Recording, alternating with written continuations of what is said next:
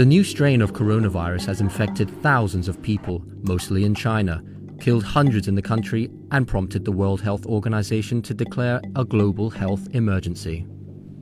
Here's what we know so far.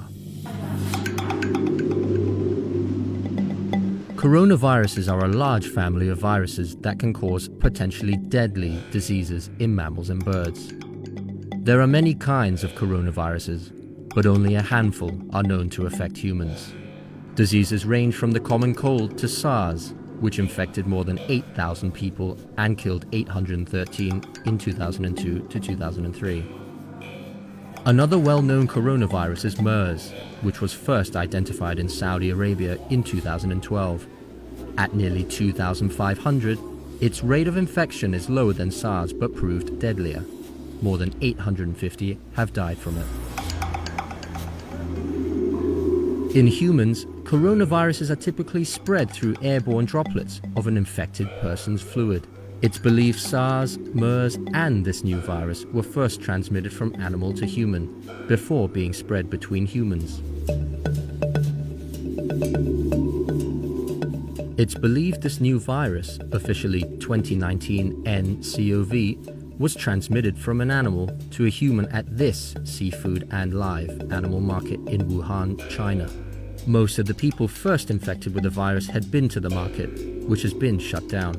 Since then, the virus has spread to others who had not been to the market. The number of human-to-human transmissions is rising. So far, officials are basing much of their knowledge of the coronavirus on what they know about the others. According to the World Health Organization, signs of infection include a fever, cough, and breathing difficulties. More severe symptoms include pneumonia and kidney failure.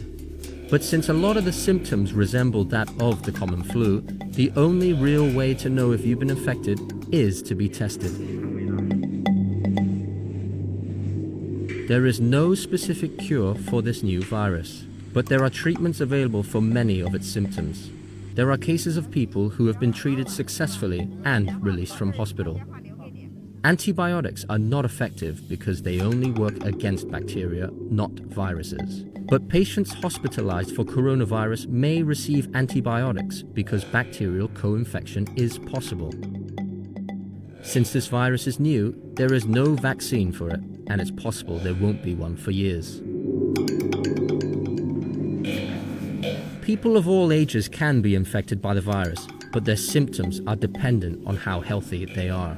Older people with pre-existing health issues such as asthma, diabetes, and heart disease appear to be more vulnerable to becoming severely ill once infected. Health officials say many people infected only show mild symptoms, which can be effectively treated. Though the number of people infected has surpassed SARS, this coronavirus is believed to be far less deadly. The mortality rate was 10% among SARS patients and 34% among MERS patients.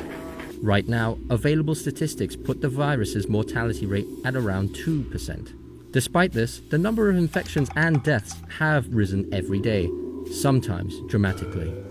The WHO has declared a global health emergency, but it stressed it took the decision to help countries with weaker healthcare systems deal with the virus. Wuhan, which is believed to be the epicenter of the virus, has been under lockdown since January 23rd.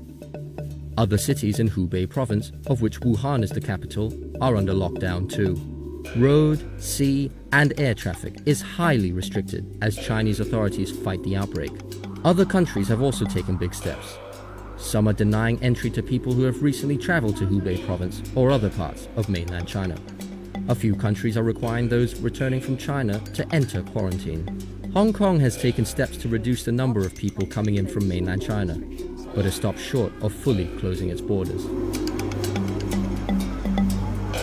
Health officials say the best way to avoid the new coronavirus is to take the same measures you would use to protect yourself against the flu.